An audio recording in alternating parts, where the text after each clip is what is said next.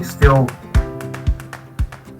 are driven by Hawaii's soul as leaders in the community with no excuses to make a difference in the lives of others. Public health and economic recovery are one and the same. They're equal to each other. They're inseparable. Well, the vaccine may be the single most important marketing element for us. This recovery is going to take money, and it's likely going to take more money than we have available to us. So obviously accessing non-monetary capital sources is going to be not just desirable, but I think probably critical in our success. So there's really nothing that a state can do that's more important than investing in its people. As the great philosopher King Mike Tyson said, everybody's got a plan until you get punched in the face.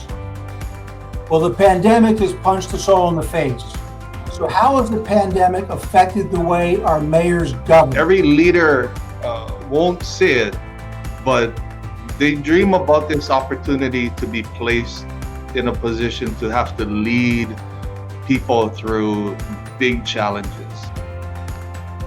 You're on mute.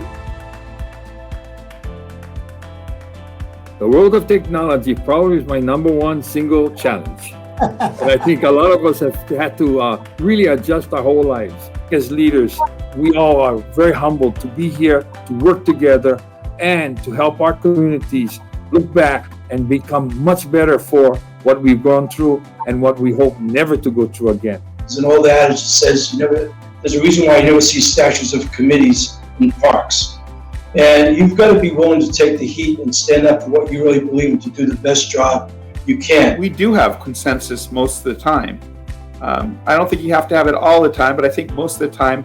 And when we disagree, what's really beautiful is that that's okay. Aloha speaks to that which is critical and important to all of us to see the value in people, to recognize that kindness is a choice that we make. I always tell the kids that I teach, adapt, adjust, embrace, endure. Love one another, take care of each other, no matter what. In the near future, and I'm talking about decades rather than hundreds of years, we're looking at a destabilization of our civilization globally. Right now, I think there's a sense of urgency because one-off pilots are great, but with tens of thousands of people out of work and tens of thousands of young people facing an uncertain career future, this is not a time to wait. What we learned during this pandemic is these skills are exportable. So our people are here and they can provide services outside of Hawaii.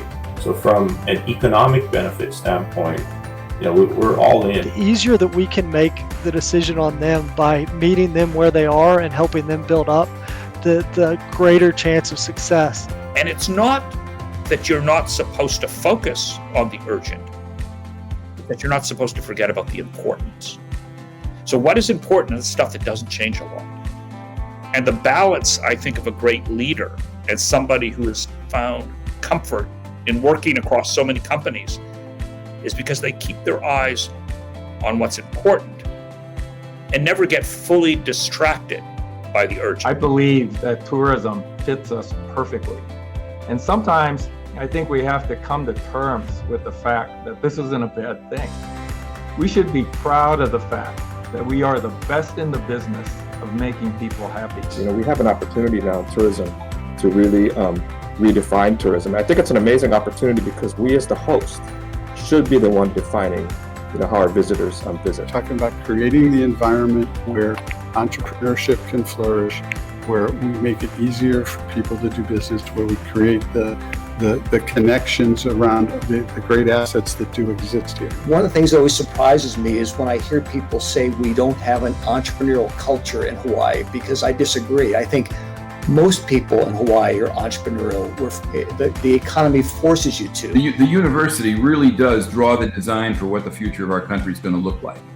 And legislatures, unfortunately, seem to be becoming more narrow and narrow in perspective and their ability to see the big picture. There's just heaps and heaps of evidence that shows, that demonstrates the economic impact that a university has. Everything from employment and employment generation to labor force and labor market upskilling, to R&D and commercialization, and the attraction of capital. We're going to have to take some level of budget cut.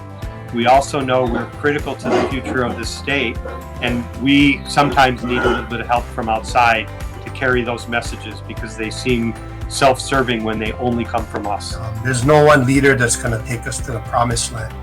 And we got to take a page out of the 50s movement where, a bunch of leaders rose up and everybody took a piece of the responsibility because no one leader's got the shoulders to shoulder all of this. And so, hopefully HEC can be a platform for us to convene unconditionally on that for the betterment of Hawaii. I have every confidence that this group that has convened over the last few days have that ability, have that intent, and I know we've got the will. Given what you as HEC members have accomplished in the midst of this severe crisis, I can only imagine how much more we'll achieve once the pandemic is behind us.